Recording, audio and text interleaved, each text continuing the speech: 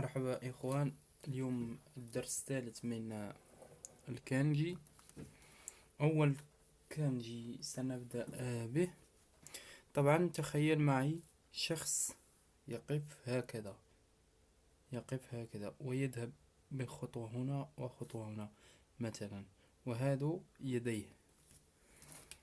فيمكن يعني أخذ من هذه الوضعية أخذ كانجي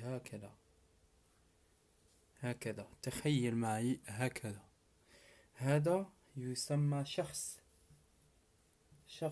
هذا الكانجي شخص، ويقرأ هيتو. إذا لما تشوف هذا الكانجي، هذا مستقيم طبعا، ليس إن هكذا، لا، هذا مستقيم يقرأ هيتو، وتعني شخص هكذا. هيتو شخص.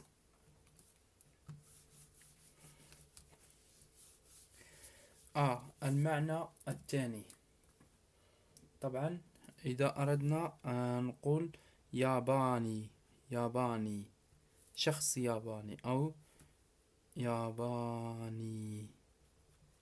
ياباني، شخص ياباني. سنقول مثلا نيهون، اللي هي اليابان. نيهون درسنا من قبل. نيهون اليابان. نيهون. سنضيف هيتو، وهنا لا تقرأ هيتو وإنما تقرأ جين. تذكر، سأكتبها بالأحمر حتى يتضح. إذن سنقرأ جين. إذن ني هون جين، يقرأ جين. نيهون جين، شخص ياباني. عفوا. الحمد لله. ناس نقول للناس، ناس أو شعب أو هكذا، يعني الناس بصفة عامة نقول نين. مثلا أعطي مثال على ذلك.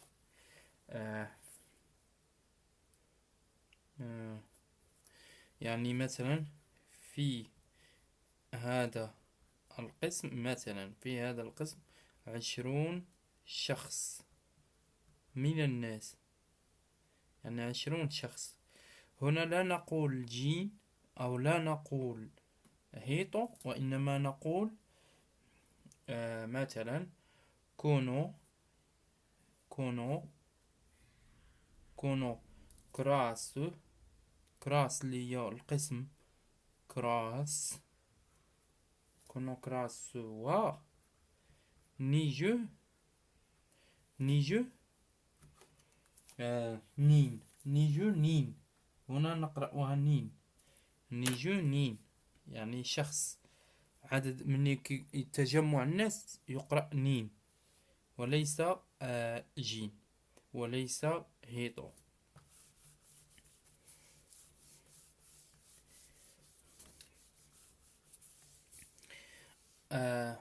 الكانجي الموالي اللي كتعني كبير. أنت تخيل معي شخص وهو ضخم يقف هكذا مثلا، تخيل معي. فهذا الشخص هو غليظ، ليس كبير وإنما غليظ. نقول غليظ بالياباني فوتوي.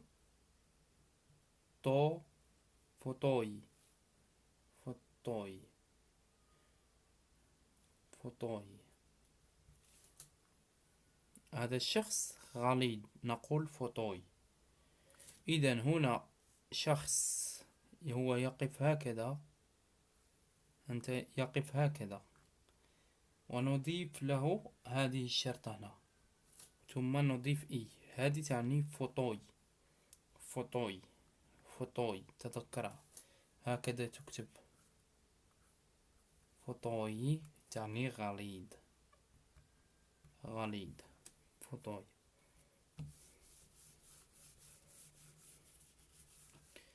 نفس كانجي عندما نقول فعل يسمن أو يسمن هكذا، يعني شخص يزداد سمنة، يسمن، هذا فعل. سنقول نفس الكانجي ونضيف ريماس. ريماس. إذن فوتو، فوتو ريماس. سوف ندرس من بعد كيف نصرف الأفعال. طبعا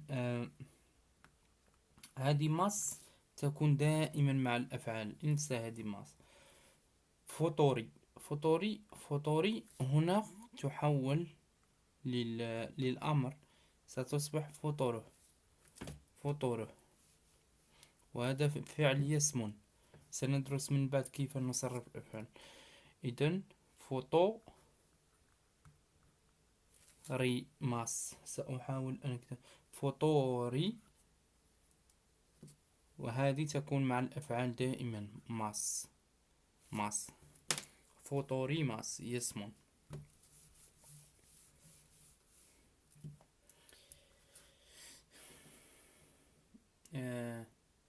كبير. كبير نقول أوكي. أوكي كبير.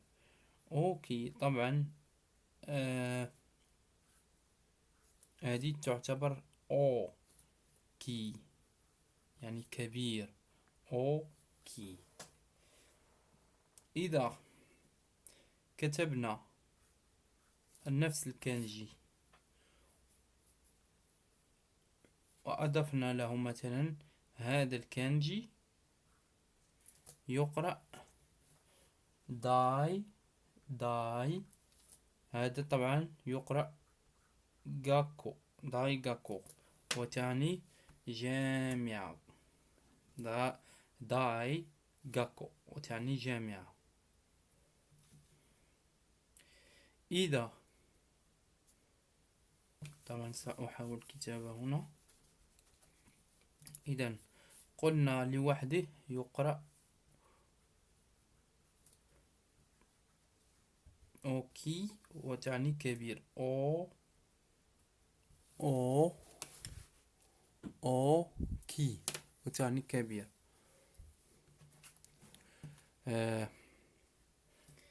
إذا كتبنا نفس الكانجي وأضفنا له هذا الكانجي يقرأ تاي. تاي يعني هذا الكانجي يقرأ تاي، وهنا هذا الكانجي يقرأ كاي، وتعني تاي كاي، وتعني مسابقة. مسابقة. مسابقة.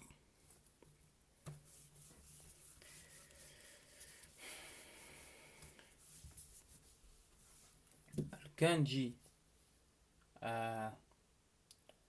الكانجي الموالي تن. تن وتعني الجنة. الجنة تن، ويرمز لها بهذا الكانجي تن.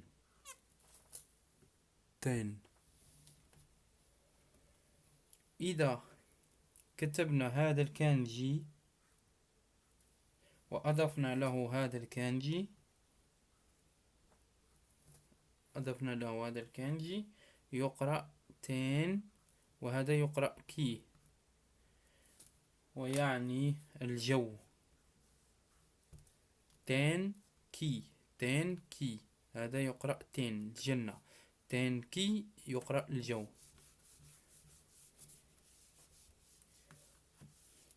الدرس الموالي أو الكانجي الموالي عفوا أوتو. هذه صغيرة. أوتو. أوتو تعني الزوج. وسنقول سنرمز لها بهذا الكانجي شرطتين ثم هكذا. نحاول أن ننزل بهذا، عفوا. إذا نكتب السطر الأول السطر الثاني ثم هكذا من هنا. أوتو تعني الزوج.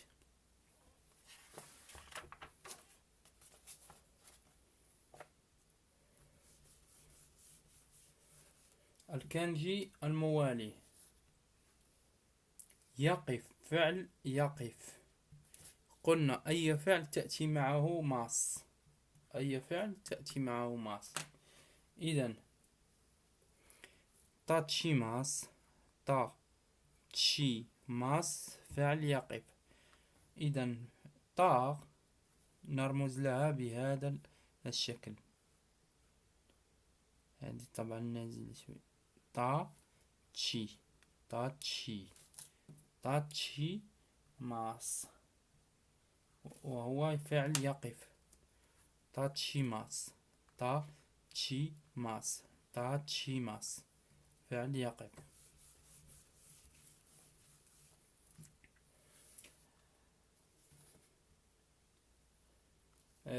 لها قراءة أخرى اللي هي كوكو ريتسو. كوكو ريتسو وتعني وطني، وطني. إذا كوكو سندرسه من بعد، يكتب بهذا الشكل، يكتب بهذا الشكل. ريتسو اللي هو نفس الكانجي اللي عندنا اليوم. إذا يقرأ تا ويقرأ ريتسو. كوكو ريتسو تعني وطني.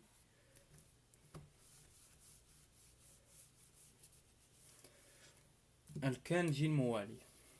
صوت، صوت اللي كتعني أوتو، أوتو، أوتو، أوتو، ونرمز له. إذن نفس الكانجي السابق ونضع هذا الرمز تحته. إذن نفس الكانجي ونضع تحته. يقرأ أوتو، أوتو.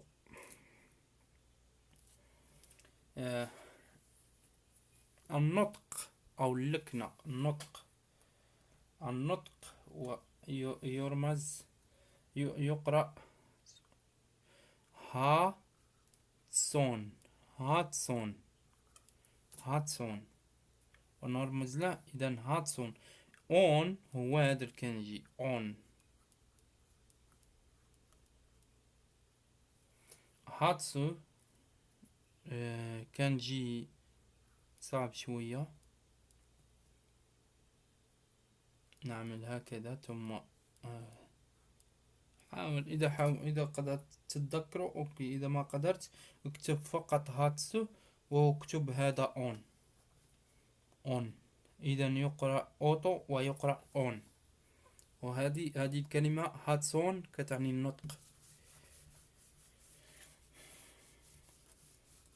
الكانجي الموالي اللي هو نفس الكانجي، نفس كانجي الموالي السابق، ونضع بجانبه هذا الرمز ويقرأ كوراي، كوراي. سوف أحاول أكتب كورا ونضيف إي تحته، كوراي، كوراي، يعني ظلام أو مظلم. هذه adjective أو صفة. هذه إيكيوشي صفة، صفة. مظلم كوراي، كوراي. إذن رقم الكود. رقم الكود مثلا عندما تذهب للبنك ويقول لك رقم الكود، ادخل رقم الكود. هذاك يسمى هونشو بانغو. بانغو طبعا هو الرقم، بانغو هذه معروفة، بانغو هو الرقم. إذا هونشو هو الكود. إذا سنقول آنشو عفوا، آنشو، انشر للكود بانجو. بانجو هذا صعب شوية، إذا ما قدرت أنت تحفظ الكانجي كله فاحفظ فقط الكانجي الأول. إذا آن يقرأ آن. الكانجي اليوم اللي عندنا سأكتبه بالأحمر آن. آن شو اللي هو هذا الكانجي سندرسه من بعد.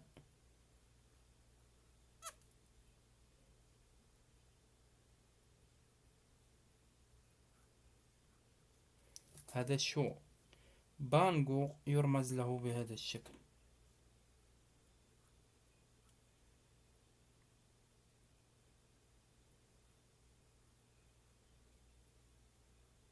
بان جو طبعا يقرأ هكذا. سندرس هذا من بعد، سندرسه الحين. حاول أن تتذكر أنت فقط الأحمر لكي لا تعذب نفسك بهذا حاول أن تتذكر الأحمر فقط.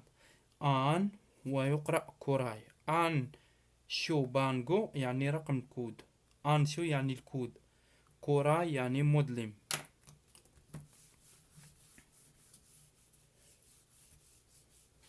الكانجي الموالي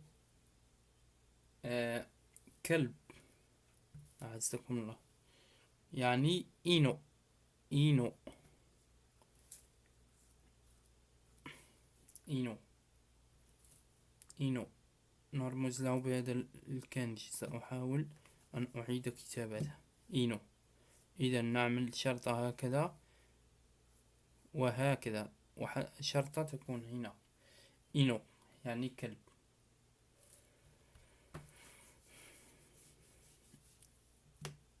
الكانجي الموالي طبعا قلنا ماس لأي فعل. ماس.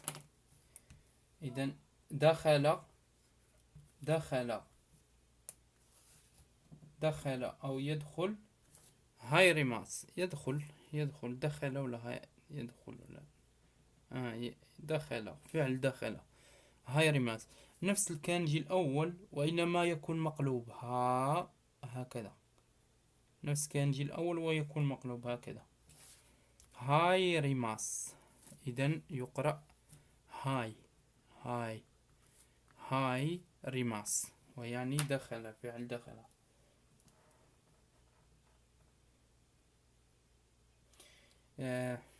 عندما نقول يدخل الكتب في فعل يدخل الكتب، يدخل شيء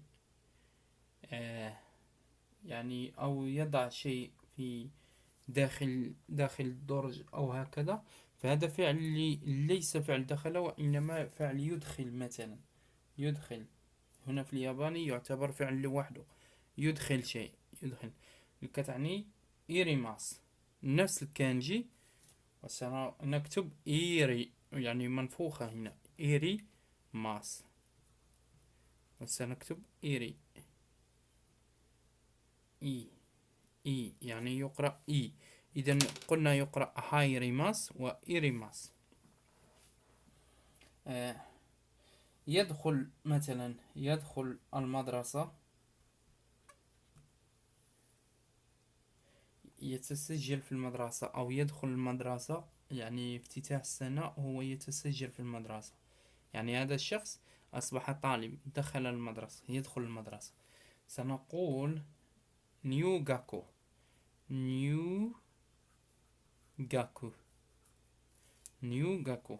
إذا نيو هو الكانجي اللي عندنا اليوم.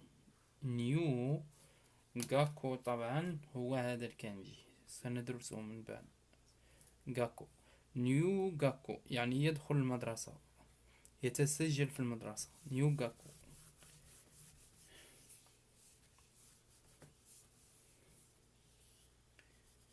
الكانجي الموالي صغير نرمز له نكتب تشي ساي. إذا هكذا أنت حاول تشي تشيساي. تشيساي تعني صغير. عفوا هذا سكوشي. عفوا تشيساي فقط أعمل شرطة وهكذا. هذا يعني تشيساي.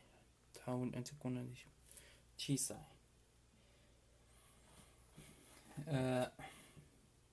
يعني مدرسة ابتدائية. ابتدائي يعني سنقول شو غاكو. حاول أن نكتبها شو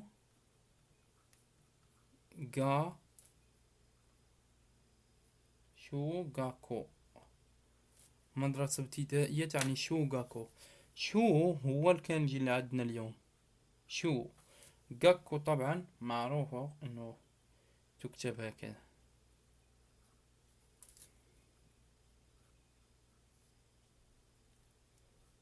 هذه تذكر غاكو مدرسة. شو غاكو يعني مدرسة ابتدائية. شو هذا الكانجي يقرأ شو ويقرأ تشي ساي اللي كتعني صغير. شو غاكو تعني مدرسة ابتدائية. الكانجي الموالي اللي هو قليل، شيء قليل، اللي كتعني سكوشي.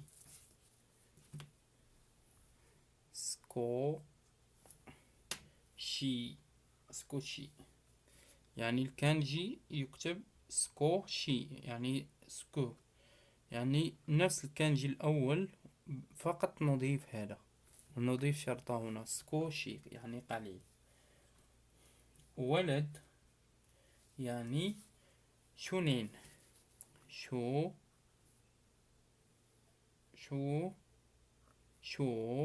نين شونين اللي كتعني ولد، نرمز له بهذا الكانجي. إذا هذا يقرأ يقرأ كذلك شو هذا الكانجي. نين اللي هي سنة، ويقرأ كذلك لو وضعناه هنا مع شو سيصبح ولد. إذا شونين وتعني ولد. وبهذا نكون قد خلصنا هذا الدرس. والسلام عليكم ورحمة الله وبركاته. ولا تنسوا الاشتراك في القناة.